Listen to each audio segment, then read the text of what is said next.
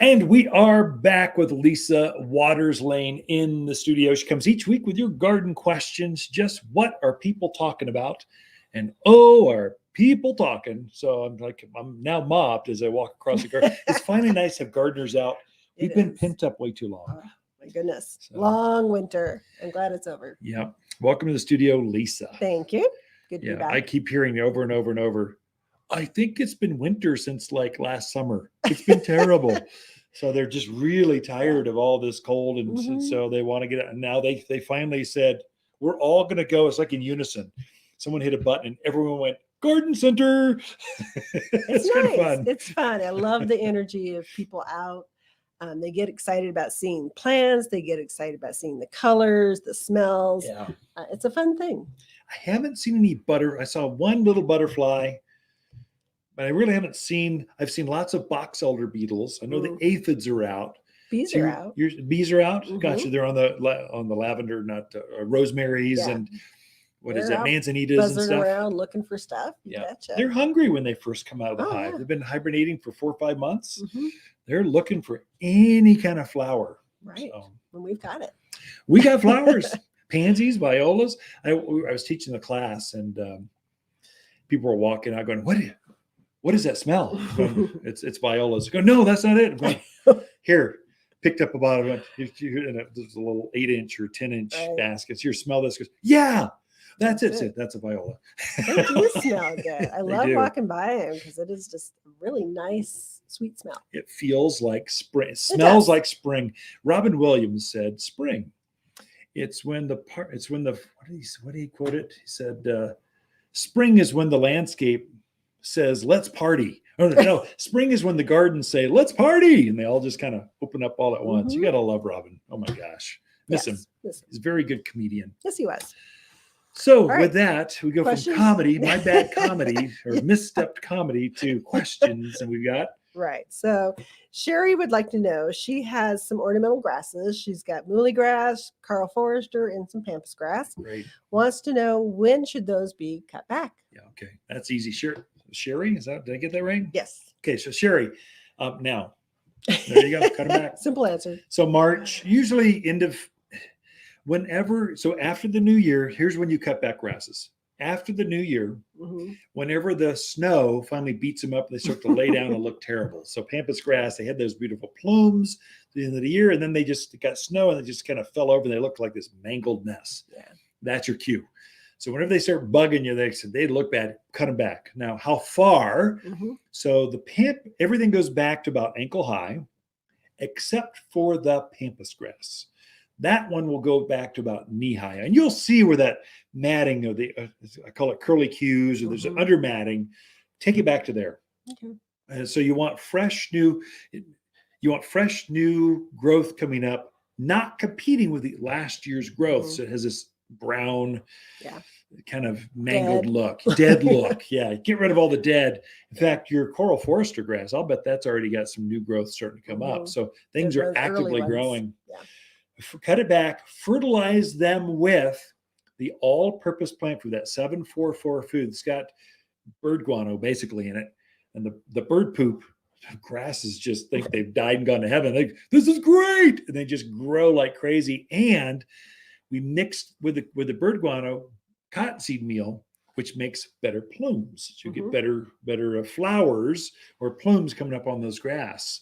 And so that's kind of how you do it. So Sherry, now get busy. I would say in the next 2 to 3 weeks, you should have them all cut back and fertilized. Okay. Next question is from Randall in Prescott Valley. He wants to know, what is the difference between a shrub rose and a tea rose? And will one do better in a container? Oh, man, Randall, I could do a whole whole show just on that question alone. Let's see if I can summarize this really quick. And so his was shrub and tea roses. So hybrid teas, those are the ones that your grandmother grew. Long stem roses with great big flower, traditional rose. On top of that, there's a long stem rose that has one or multi. It's almost like a firework went off. So boing, like multiple flowers on the end of this long stem. Those are called floribunda roses.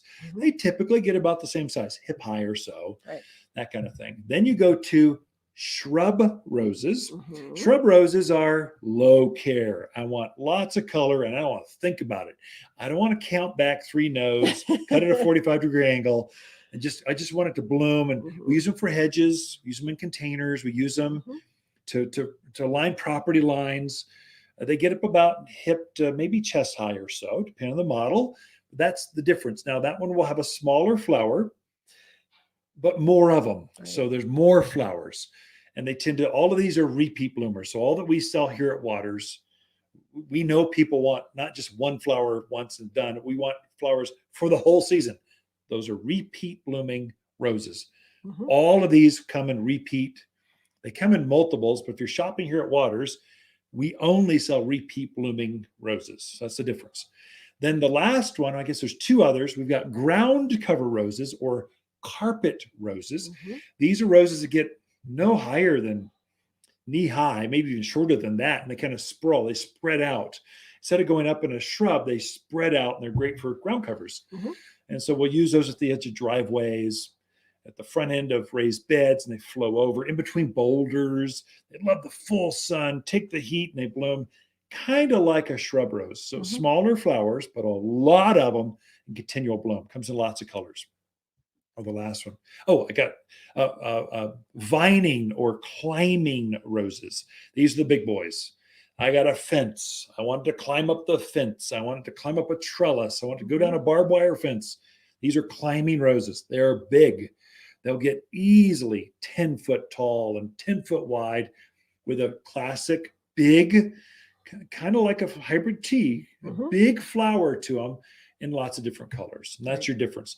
What would I grow in a pot? Let's go back to Randall's. This is just original for everyone. Let's go back to this. Bring it back around. Randall, I would go with shrub roses. Any of these roses will grow. Not any of them. I'd say shrub, hybrid tea floribunda, or the carpets will all grow in containers. I get a container that's at least 18 inches wide by deep. You can go a little bit bigger. 20 inches or so, a bigger pot. You're better off. It'll last for years and years. It will grow in that pot. Plant it directly into Waters potting soil. That's our growers mix. And that's a medium that roses just love. They'll root into that and give you flowers nonstop. 4 years. Pick your favorite color and roll with it. Did we get all of his questions? I think so. It went too far. Sorry. It was a complicated question. Did we do a class on roses? I have. I've got an article written right now. In fact, I just released on our website how to prune roses. So there's lots of information if you're looking. But or come in and talk to us. We've got lots of new varieties of roses right now in stock. And then the 3rd or 4th week, we'll look at the weather. We have 1,000 roses showing up, all in bloom, mainly floribundas and grandifloras, hybrid teas, all the traditional ones. They'll all be at bloom at once. We're front loading for Mother's Day weekend. So lots of color. So that's kind of the sequence. You can plant them whenever you find them. Stay away from bare root roses. Can I tell you that? I was at, I won't say which box store, but it's in the middle of this warehouse. These bare root roses. It's a rose that was dug out of the ground, thrown into a plastic bag with some sawdust, has no roots, and it was starting to grow in the bag with no light, I'm just going, anyone that buys one of those is doomed to failure. Don't do that.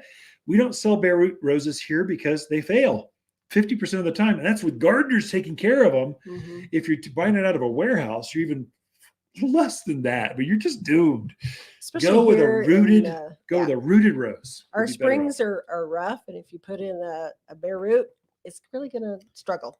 So Ken and Lisa Lain, the Mountain Gardeners. We are out of time. We'll be right back after this. Okay.